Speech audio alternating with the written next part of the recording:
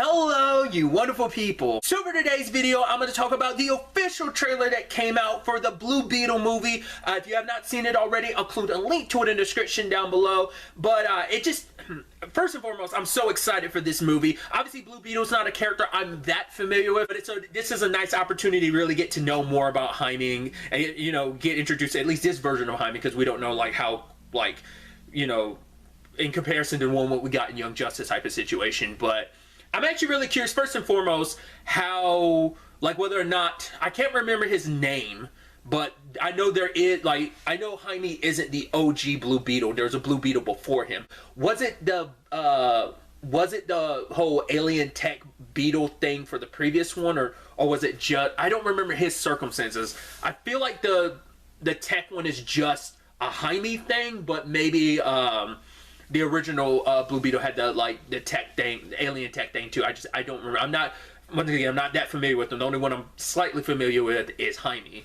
I was kind of surprised. The fact is that it's like, oh, his family's there with him, and but I like that, because I know that Sholo, who's the actor who plays Blue Beetle, had talked about it in, like, I think interviews and stuff about, like, Blue Beetle being a family movie, because it's about, you know, about family, about heritage, and I think kind of you know, it's that kind of coming of age story, trying to find your place in the world. I think probably wanting to, you know, it's that power and responsibility conversation too, that he has with either his dad or his uncle, who's played by George Lopez. I was like, I did not know he was in this. Also, it seems like Susan Sarandon, I'm pretty sure that was Susan Sarandon, looks like she might be the main antagonist. It's always interesting when she plays kind of villainous roles, because that always catches me off guard a little bit. But regardless, I think the trailer does a really good job kind of focusing on what I think the heart of this story is going to be, and that's going to be the heart of it, about him and his family, as it's not just him going through this, his family's a part of it. It's kind of like one of those things I love the most about Miss Marvel. We're kind of getting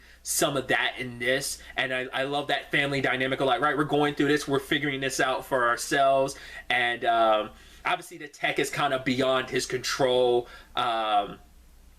Obviously, you get a little Iron Man and even Spider-Man vibes. You kind of get, like, Iron Man and, like, Spider-Man Homecoming vibes from it, which is pretty dope.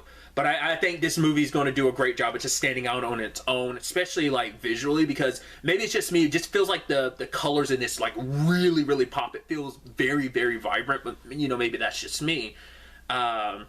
But it just kind of seems like a fun time. And obviously the trailer, like I said, it focuses more on the heart and the family of it, but also, like, yeah, there's this tech suit that you can't control, but we don't really know the ins and outs of the story. Probably like the second trailer, we'll dive into that more. This is more like a kind of a tone setter type of trailer, whereas the next one will probably be more so the story beats, which I probably won't watch the trailer, because this is enough for me to be like, nope, I don't want to see another thing. I just want to, like, watch the movie.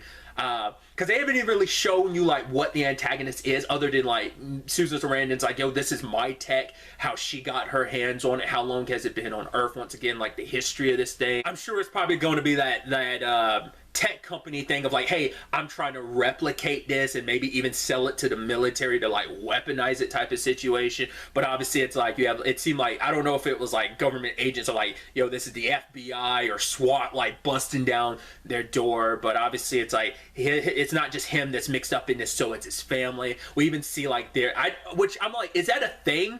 Maybe, once again, maybe this has to deal with the OG Blue Beetle, but you see his family later on in, like, what is essentially a Beetle mobile. It's so interesting when you think about some of the characters from the OG, like back in it, I guess you call them the Silver Age stuff, where, like, some of them would have, like, vehicles. Like, I think even the Flash has had vehicles in, like super old, or maybe that's just a merchandising thing, but I could have sworn, like, the Flashes had vehicles. I mean, it's kind of like Wonder Woman and the Invisible Jet. Obviously, they did it in 1984, but that's a very, like, classic Wonder Woman thing. But obviously, more modernized versions of that character has her just flying. So that's what I'm...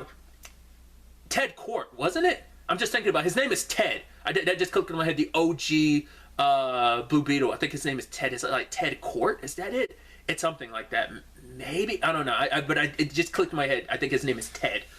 So I wonder, is that, like, some of his stuff? I'm just curious to see the history of the Blue Beetle in this universe. And also, it's a smaller thing, but obviously, like, they make a tag at the end. It's like, oh, Batman's got gadgets and stuff like that. It's like, and then, like, George Lopez's character's like, yeah, Batman's a fascist. I was like, interesting, because once again, it's unclear, like, what this universe is like. What universe is Jaime becoming Blue Beetle in? It's like, how much has been established in this universe, you know? I mean, obviously, you keep it vague enough to be like, yeah, Batman exists, but where Batman is in his stage and his career and stuff like that, that you can keep that ambiguous. So I'm curious what other DC references are in there. I mean, how many were kept, how many were cut type of situation.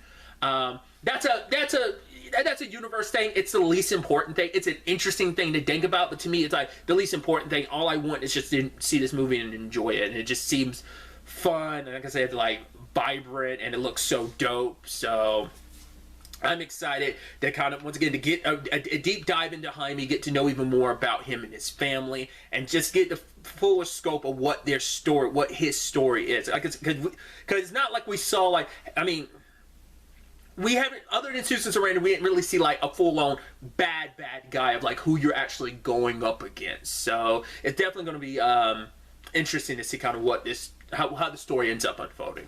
Obviously, these are just some of my thoughts. I'd love to get to know yours in the comments down below. What do you expect from this movie? What do you want to see from this movie? Let me know your thoughts. But really, that's all I wanted to talk about. Till the next time we meet, be happy, be safe, live life to the fullest, and enjoy it. Good day, and goodbye.